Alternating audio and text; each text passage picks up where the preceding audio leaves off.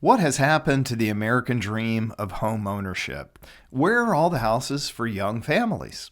Well, I have one word for you: baby boomers. Well, that's actually two words. According to a recent report from Redfin, empty nest baby boomers own twice as many larger homes as millennials with children. How is this possible? For years, young families owned just as many homes as retirees. What's changed? Until the COVID era, this is how things generally went. Young couple meet, they fall in love, they get married, they buy a house, they start a family.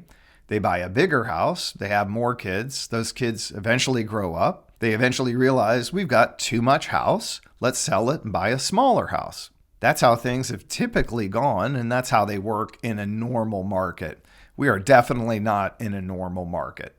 The point is that buying a family-sized home was not out of reach for people. There was a natural flow of young families buying bigger houses as their needs increased and then selling and downsizing as the kids moved away. Millennials and Gen Zers now feel that they can't afford to have a family. They're waiting longer than previous generations to have kids. And part of the problem here is a lack of affordable housing. Ask anyone in their mid-20s to mid-30s, and even if they're making a good salary, they'll tell you that they feel like they can't afford to buy a home.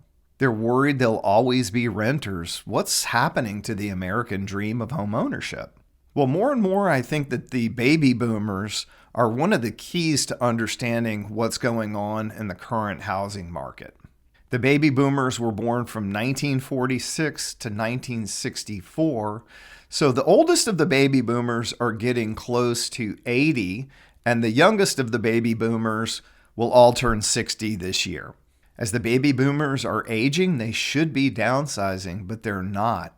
This new Redfin report shows that empty nest baby boomers own twice as many larger homes as millennials with children. Why is this? There are several reasons. First one is that smaller homes are getting harder and harder to find.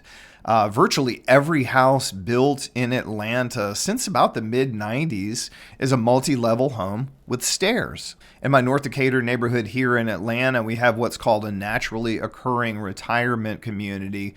Most of the homes are 3-bedroom, 2-bath ranches, and more importantly, they're all on one level. They don't have any stairs. So downsizing from a 3-bedroom, 2-bath house to a 2-bedroom, 1-bath house doesn't really make a lot of sense. You're not holding on to that much extra square footage. But the trend over the last several decades is to build bigger and bigger houses, so there are fewer and fewer choices for the boomers to downsize into. Virtually every infill house being built inside the perimeter in Atlanta is a 4,000 square foot monstrosity. Some of these homes are just absolutely enormous. I've got several baby boomer couples I'm working with right now who are trying to find, smaller houses all on one level, and it is not easy to find these types of houses. Before I get to my second reason, I want to remind you that we have full-length feature videos spotlighting some of Atlanta's best, most popular neighborhoods like Decatur and Brookhaven. You can click up here to see that full playlist. The second reason boomers aren't shedding their big houses is a lot of them feel like they can't sell. They're probably sitting on a 3% interest rate, and if they go and they downsize into a new house and they get a new mortgage at 6%, it's not going to really save them a whole lot of money. Okay, I know what you're thinking. Aren't all these boomers sitting on 100% equity in their homes? I mean, they bought their homes decades ago. Why do they even have mortgages? Shouldn't they have enough cash left over after selling their house to buy a smaller house? This is true. Baby boomers should have enough equity left in their homes to go out to sell, go out and pay cash for a new house. And it's true, about 50% of the boomers do own their houses outright, but the other 50% still have a lot of mortgage debt. Baby boomers spend as much on housing as Gen X, Gen Z, and millennials. Why? Shouldn't they have paid off their mortgages decades ago? This brings me to the third reason boomers aren't downsizing, and it's probably the most important one. Now, I'm generalizing here, but the baby boomers were big spenders. They weren't savers like their parents. They were big spenders. They like fancy things, they like expensive things, and they really love big houses. Over the last decade, many baby boomers used the super low interest rates to pull equity out of their homes and spend it on boats, cars, vacations, and expensive luxury goods. So many baby boomers actually have very little equity in their homes. This creates a real problem if they have a home equity line of credit or a second mortgage around 3%. They could sell their house, but they probably, once those debts are paid off, they probably won't have enough equity left over to make a significant down payment on a new house. And if they have to originate a new mortgage at 6% to cover the difference, it's not really affordable, and it doesn't make sense for them to downsize. Even if they're downsizing with home interest rates at 6% and houses at historic highs, their mortgage payment is ultimately going to be about the same.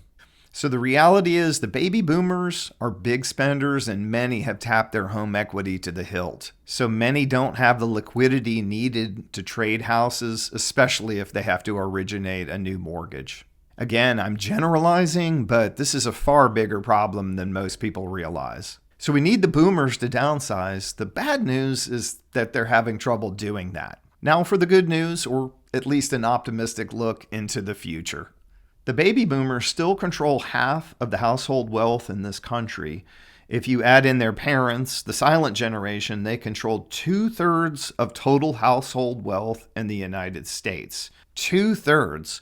Most of this wealth is, of course, in housing and in stocks. Now imagine what's going to happen over the next decade as the silent generation passes away.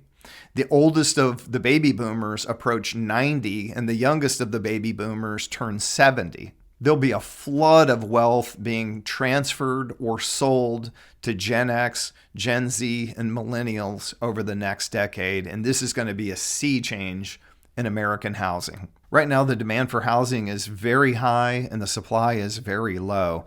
This could literally turn on a dime in the next 10 years.